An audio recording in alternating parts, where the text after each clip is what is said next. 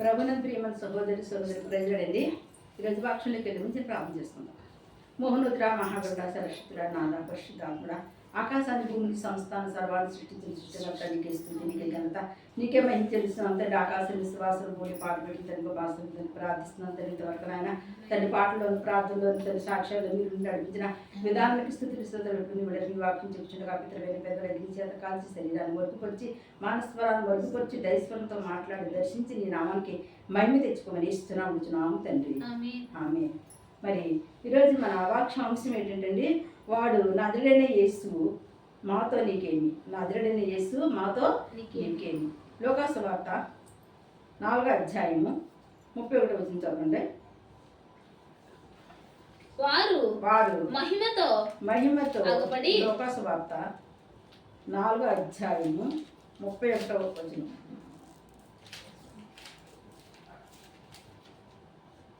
అప్పుడు ఆయన గలిలయలోని కపెర్నహూము పట్టణమునకు వచ్చి విశ్రాంతి దినమున వారికి బోధించుచుండెను. ఆయన వాక్యము అధికారముతో కూడినదై ఉండెను. గనుక వారాయన బోధకు ఆశ్చర్యపడిరి. స్తోత్రం. యేసుప్రభువారంట మరి గలిలయలోని కపెర్నహూము పట్టణాల్లో ఆయన ఏం చేసేవారండి, పరిచర్య చేస్తూ ఆయన వాక్యం చెప్తుండేవారట. అలా వాక్యం చెప్తున్నప్పుడు పరిచయం చేస్తున్నప్పుడు అనేక మంది అంటే దేవుని ఒక వాక్యానికి ఏం చేసేవారండి, ఆయన ఇంత గొప్పగా ఇంత బాగా చెప్తున్నారంటే ఆశ్చర్యపోయేవారంట. అటువంటి గొప్ప ఒక బాధకుడు గొప్ప నాయకుడు అనేసి ఎంతగానో మరి యేసుప్రభువు వారి గురించి ఏంటండి వారంట చాలా బాగా మాట్లాడుతుండేవారంట. మరి ఇక్కడ ఇలాగ యేసుప్రభువు వారు పరిచయం చేసుకుంటూ దేవుడి కోసం చెప్తూ దేవుడి మాటలు మాట్లాడుతూ అనేక రీతిలుగా అనేక మందికి అంటే బలపరుస్తూ అంటే దేవుళ్ళు నడిపిస్తూ ఉండేవారంట. అటువంటి సమయం కదమ్మా 33. ఆ సమాజ మందిరములో అపవిత్రమైన దయ్యపు ఆత్మ పట్టిన వాడొకడుండెను. వాడు నజరేయుడైన యేసు మాతో నీకేమి, మమ్ము నశింపజేయవచ్చుదువా? నీవెవడువో నేను ఎరుగుదును. నీవు దేవుని పరిశుద్ధుడవని బిగ్గరగా కేకలు వేసెను. చూసారండి, ఆ మందిరంలో దేవుడు యేసు ప్రభువు బాధ చేస్తున్నారంట. అక్కడ బాధ చేస్తూ మాట్లాడుతున్న సమయంలో అక్కడంట ఏం చేస్తుందంటే అక్కడంటే ఒకడికంట అపవిత్రమైన దెయ్యం పట్టిందంట. ఒకడికి సైతాన్ని పట్టేసి ఒక దెయ్యం ఆత్మ పట్టేసి వాడిని బాధ పెట్టేస్తూ ఉంటుందంట. అలా బాధ పెట్టేస్తూ ఉన్న సమయంలో వాడంట ఆ బాధతోటి ఆ వ్యాధులతోటి ఆ రోగంతో కుమిలిపోతూ ఉంటున్నాడంట. అటువంటి సమయంలో వాడిని అంటే ఎవరు చూశారంటే యేసుప్రభువు వారు ఆ మందిరంలో చూశారంట. చూసి అతని దగ్గరికి వచ్చినప్పుడు కంటే ఆ దెయ్యం మాట్లాడుతున్నది ఏం మాట్లాడుతుందో చూశారండి. ఇక్కడ ఏమంటుంది, నజరేయుడైన యేసుప్రభువు అంటుంది. అంటే నువ్వు నజరేయుడైన యేసు నాతో మీకేం పని, నన్ను నశింపజేద్దామని వచ్చావా, మమ్మల్ని పోగొడదామని వచ్చావా అనేసి అంటుంది దెయ్యం మాట్లాడుతుందంట. ఒకసారి దెయ్యం ఏం చేస్తా చెప్పండి, మనుషులు పట్టి పీడిస్తుంది. దేవుని ఆత్మ వచ్చినప్పుడు దెయ్యం కూడా ఏమంటుంది, బతిమాలుకుంటుంది అనమాట. నన్ను ఎట్టి పరిస్థితులు నశింపజేయకు, నన్ను దాంట్లో పడేయమని అడుగుతుందంట. ఇక్కడ అలాగే యేసుప్రభువుని కూడా అండి ఈ దెయ్య పాత్మ అడుగుతుందంట. అడుగుతున్నప్పుడు ఇక్కడ చూడండి కింద 35వ వచనం చదవండి.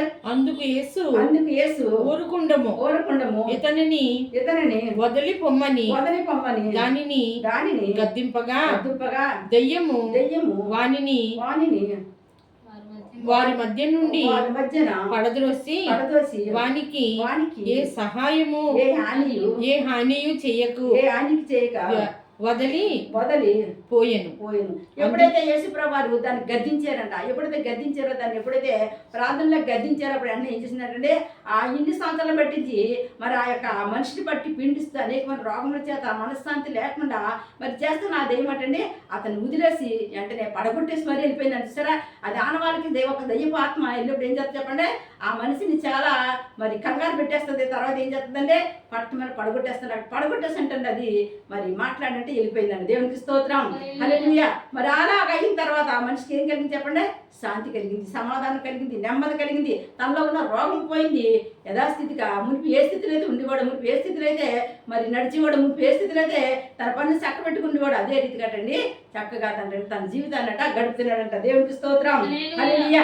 యేసుప్రభువు వారు ఒకరు మంచి చేసే దేవుడు కానీ ఒక చెడు చేసే దేవుడు ఎంత మాత్రం కాదు. రోగులు స్వచ్ఛపరిచే దేవుడు, దెయ్యాలని కుట్టేవాడు దేవుడు. ఎంతమంది కుంగిపోయి యాదంలో దుఃఖంలో కన్నీటిలో ఉన్నవారిని కన్నీరు తుడిచి వాళ్ళకటండి మేలు చేసే దేవుడు కానీ కీడు చేసే దేవుడు అంత మాత్రము కాదు కనుక మరి ఆ కుమారుడు ఆ విషయం నమ్మాడు, విశ్వసించాడు. అవును ప్రభువా, నన్ను ఎన్నో సంవత్సరాలు పట్టించి ఎన్నో నెలలు పట్టించి నేను ఈ స్థితిలో పడున్నాను, ఈ దెయ్యపు ఆత్మ చేత బాధతో నేను నా బాధను తీర్చిన దేవుడు మనసు అంటండి. అంటే నేను దేవుడికి ఏం చేసుకున్నాడు చెప్పండి, అతను కృతజ్ఞతాస్తుతులు చెల్లించుకున్నాడంట, దేవుని మహింపరిచాడంట, దేవుని కనపరిచాడంట. దేవుడు ఎవడిచ్చాడు చెప్పండి, ఎల్లవేళ అనుక్షణం అనుదినం ఎవరికైతే దేవుడు మేలు చేశాడో, మేలు చేసిన వాళ్ళు ఏం చేయాలి చెప్పండి, దేవుని స్తుతించాలి, దేవుని ఆరాధించాలంట. ఆ రీతిగా ఉండగా ఇక్కడ చూద్దామండి 36వ వచనం. అందుకందరూ విస్మయం ఉంది. ఇది ఎట్టి మాట.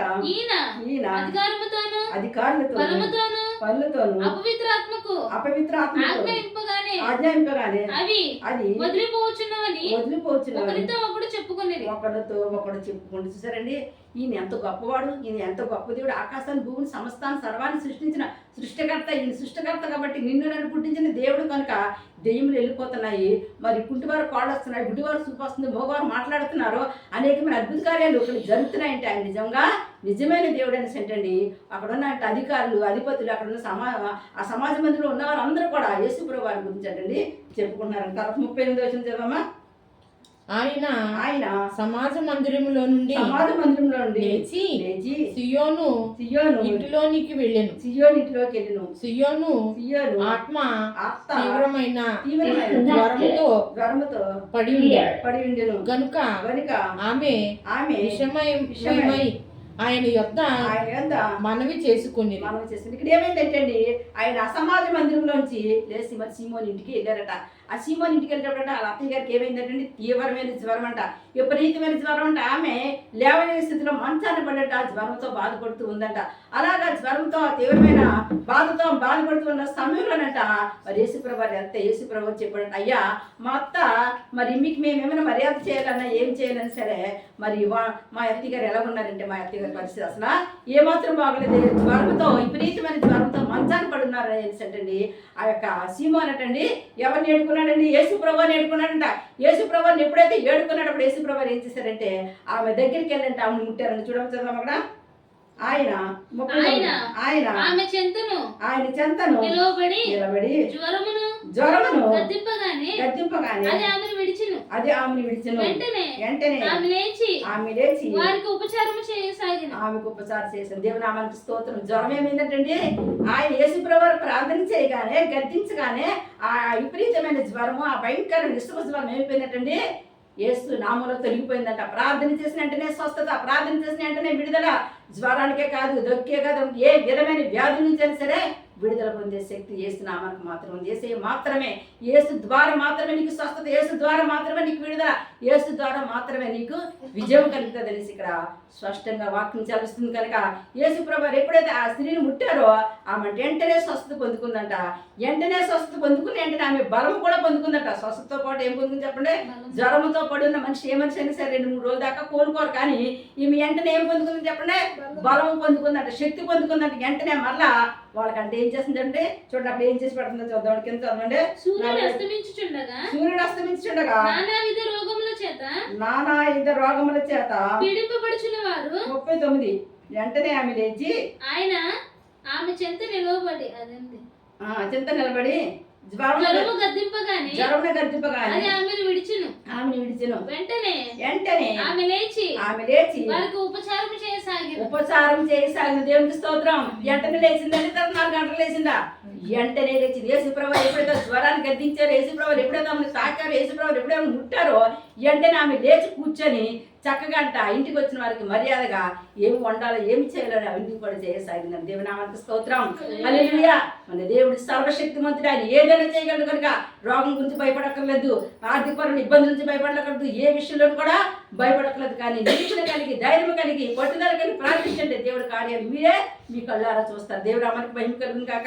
మనుషులకు భయపడకూడదు. ఎవరికి భయపడాలి చెప్పండి? నిన్ను నన్ను పుట్టించిన దేవుడికి మాత్రమే భయపడాలి. నిన్ను నన్ను పోషిస్తున్నాడు, నిన్ను నన్ను పుట్టించాడు. ఈ రోజు ఎలా ఉన్నామంటే ఎవరి కృప చెప్పండి? ఆ దేవుని కృప. అది తెలుసుకో. మునుపు అందుకే అంటున్నాడు, మునుపు వాటిని మీరు జ్ఞాపకం చేసుకొని బాధపడే కన్నా దేవుడు ఒక నూతన క్రియ నాలో చేస్తాడని విశ్వాసంతో ముందుకు సాగిపోయినప్పుడు అంటండి మనం బలం పొందుకుంటామంట. ఈమె అయ్యో నా జ్వరం రోగంతో నేను ఇలా పడున్నాను కదా, నేను ఇలా ఉంటాను అనుకుంటాను, అలా ఉండు. కానీ యేసుప్రభు వారు నా ఇంటికి వచ్చారు, నన్ను పుట్టారు, నన్ను స్వస్థపరిచాడు కనుక నాకు బలం వచ్చింది, శక్తి వచ్చింది కనుక ఆయన నేను కనపరచాలనేసి ఆమె ఏం చేసిందటండి, పరిచర్య చేసిందంట. యేసుప్రభు వారి కాళ్ళ మీద కూర్చుందంట. ఆయనకి ఏమి కావాలో సమస్తమునంట ఆమె చేసి పెట్టిందని. దేవుని నామానికి మహిమ కలుగును గాక. అలాగే చూడండి, ఇక్కడ 40 వచ్చిన కూడా చదవండి ఒకసారి. సూర్యుడు అస్తమించుచుండగా నానా విధమైన రోగముల చేత పీడించబడుచున్నవారు ఎవరెవరి యొద్ద నుండిరో వారందరూ ఆ రోగులను ఆయన యొద్దకు తీసుకుని వచ్చిరి. అప్పుడు ఆయన వారిలో ప్రతి వాని మీద చేతులుంచి వారిని స్వస్థపరిచాడు. దేవుని నామానికి మహిమ కలుగును గాక. ఇక్కడ ఏంటండి, సూర్యుడు అస్తమించిన మొదకంటే ఉదయం మొదలుకొని సాయంకాలం వరకంట అనేక వ్యాధులతో రోగాలతో బాధపడుతున్నారంట. అటువంటి వారిని అందరినీ ఎక్కడ తీసుకొచ్చారంటండి, సమాజ మందిరంలోకి యేసుప్రభు వారి పాదాల దగ్గర తీసుకొచ్చారంట. తీసుకొచ్చినప్పుడు అంట ఆయనంట అందరూ కూడా ఏం చేశాడు చెప్పండి, స్వస్థత ఇచ్చాడంట, విడుదల ఇచ్చాడంట. ఎవరైతే కష్టంలో ఉన్నారో, ఎవరైతే బాధతో ఉన్నారో, ఎవరైతే నలిగిపోతున్నారో, ఎవరైతే భార్యను పోగొట్టుకొని, భర్తను పోగొట్టుకొని, తల్లిదండ్రులు పోగొట్టుకొని, ఎవరైతే కుమిలిపోతున్నారో అటువంటి వారందరినీ కూడా అంట యేసుప్రభు వారి నామంలోనంట వాళ్ళకి అందరికీ ఏమి ఇచ్చాడు చెప్పండి, స్వస్థత ఇచ్చాడంట, వాళ్ళకి వాదాన్ని ఇచ్చాడంట, వాళ్ళకి ఆదరణ ఇచ్చాడంట, వాళ్ళు ఆదుకున్నాడంట. దేవునామానికి మహిమ కలుగును గాక.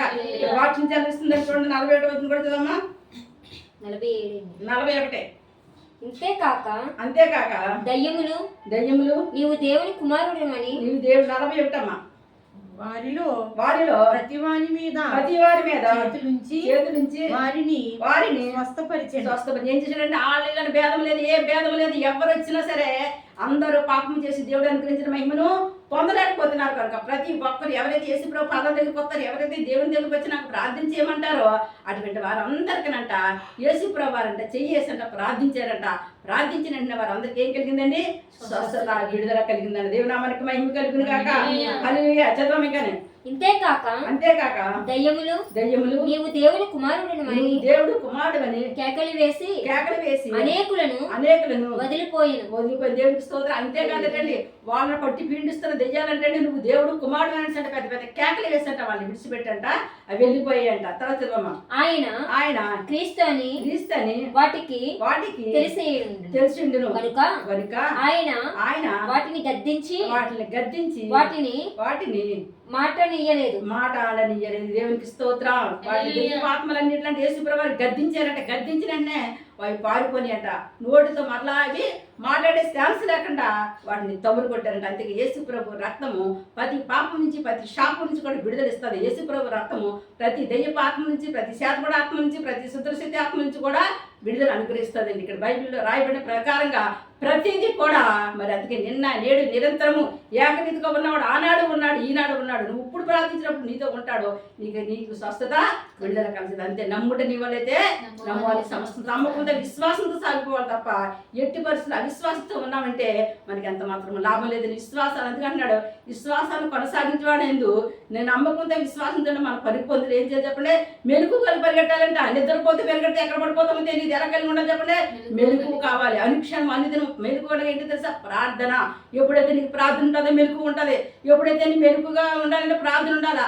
లేకపోతే ఏమవుతుంది, నిద్రమొత్తి వస్తుంది. నిద్రమొత్తి దేనికి కారణం అవుతుంది చెప్పండి, సింపుల్ కూడా కారణం అయిపోతుంది. నీ కుటుంబంలో శాంతితో సమాధానం ఉండదు, ఏమి ఉండదు. అటువంటి కారణం కాకుండా ఉండాలంటే మనం మెలుకు కలిగి దేవునితో పరిగెట్టాలనే విశ్వాసంతో నమ్మకంతో ముందుకు సాగిపోవాలి. దేవుని నామానికి స్తోత్రం. హల్లెలూయా. అలాగే 42 కూడా చదవమ్మా. ఉదయమైనప్పుడు ఆయన బయలుదేరి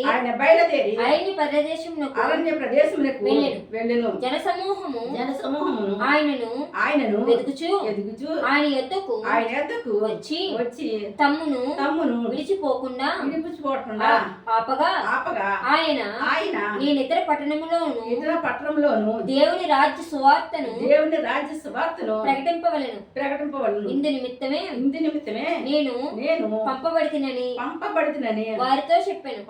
దేవుని నామానికి స్తోత్రం. యేసుప్రభు వారు ఈ లోకానికి ఎందుకు వచ్చారండి? ఆయన రాజ్య సువార్త సకల జనులకు, సర్వ సృష్టికి రాజ్య సువార్త ప్రకటించబడాలి. నమ్మి బాప్తిస్మం పొందినవాడు రక్షించబడతాడు, నమ్మనవానికి శిక్ష విధించబడుతుంది. కనుక మనం ఎంత మాత్రం భయపడక్కర్లేదు.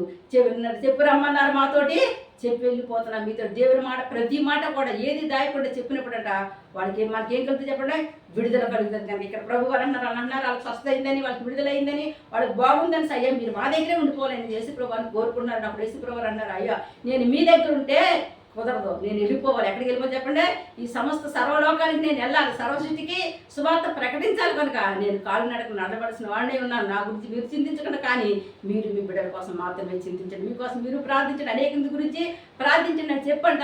ఆయన సువార్త నిమిత్తం అంట ఆయన ఆ దేశం విడిచిపెట్టి మరో దేశానికి ఆయన వెళ్ళడం జరిగిందని. దేవుని నామానికి మహిమ కలుగుతుంది కాక.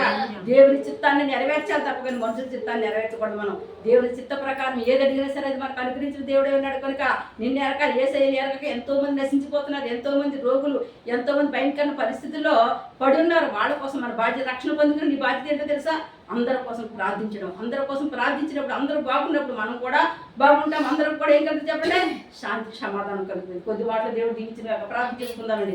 మోహనుతుడా, మహాగణుడా, సరస్వతుడా, నాదా, పరిశుద్ధాత్ముడా, ఆకాశాన్ని భూమిని సమస్తాన్ని సర్వాన్ని సృష్టించిన సృష్టికర్తమైన యేసయ్యానికి స్తుతించండి. అవును ప్రభు నాయన, నువ్వు ఇదిగో తండ్రి నాయన సర్వలోకానికి సర్వ సృష్టికి సువార్త ప్రకటించడం కోసం ఈ లోకానికి వచ్చావు తండ్రి నాయన. మా కోసం, మా పాపం కోసమే నాయన నువ్వు రక్తాన్ని ఖర్చు తండ్రి. ఈ లోకంలో ఎవరు చేర్చాగాని బావ్య తండ్రి నాయన, రక్షగా ఎవరు నాయన ప్రాణం ఇవ్వలేదు బాబు, నువ్వు మా కోసం ప్రాణాన్ని ఇచ్చేవయ్యా. నీవెవరి కాలం ఇప్పుడు ఎవరిని రక్తం చేత ప్రభు నాయన మాకందరికి విడుదల కలిగింది బాబు, స్వస్థత కలిగింది బాబు నాయన.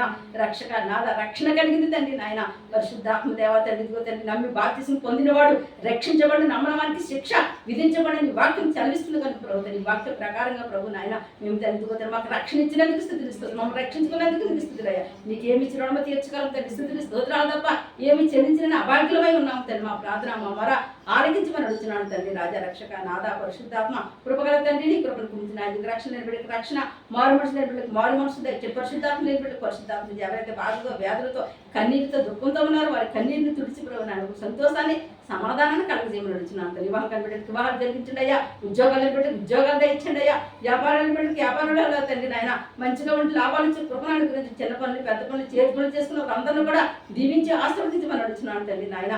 రక్షక నాదా చదువుకున్న బిడ్డకు జ్ఞానం ఇచ్చి తెలివించి బాగా చదువుకునే కృపణ దయచేసి, విదేశాలు చదువుకుంటున్నారు, విదేశాలు ఉద్యోగాలు చేస్తున్నారయ్యా, వాళ్ళకి ఆరోగ్యం బలం శక్తి కృప దయచేసి ఆశీర్వదించి దీవించమని అడుగుతున్నాను తండ్రి. కృపను కుమ్మరించమని అడుగుతున్నాను తండ్రి నాయన.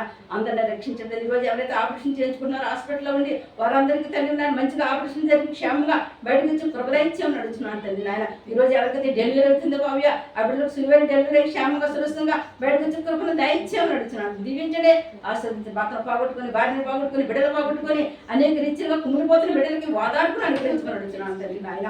రక్షక నాదా పరిశుద్ధాత్మ కృపగల తండ్రి, నీ కృప నీ కాపుదల నీ హస్తముల తోడు నుంచి బిడ్డలందరూ దీవించి ఆశీర్వదించమని అడుగుతున్నాను తండ్రి నాయన. కృప చూపించమని యూట్యూబ్ ద్వారా ఎంతమంది వాక్యాన్ని వింటున్నారో వారందరూ కుటుంబంలో శాంతి సమాధానం దయచేయమని అడుగుతున్నాను తండ్రి నాయన. రక్షక మా ప్రార్థన గోపురానికి ఎంతమంది ఫోన్ చేసి ప్రార్థించుకున్నారో వారి అవసరం అక్కలు వేస్తున్నాము నెరవేర్చమని అడుగుతున్నాను. అందరిని దీవించండి, అందరిని ఆశీర్వదించి ప్రతి కుటుంబానికి క్షేమం కలిగింది కాక, ప్రతి కుటుంబానికి ఆశీర్వాదం కలిగింది కాక, ప్రతి కుటుంబానికి దీవెన కలిగింది కాక మనుషులందరూ గురించి ప్రార్థిస్తున్నాను తండ్రి నాయన. ఈ ప్రపంచ దేశాల్లో తండ్రి నివసిస్తున్న ప్రతి ఒక్కరిని కూడా ఆశీర్వదించి దీవించి తండ్రి వారికి శాంతి సమాధానం కలగజేసి నీ నామానికి నువ్వే మహిమ ఘనత ప్రభావాన్ని పొందుకోవాలి ఇస్తున్నాం. అమ్మ పరమ తండ్రిని ఆమె. God bless you all.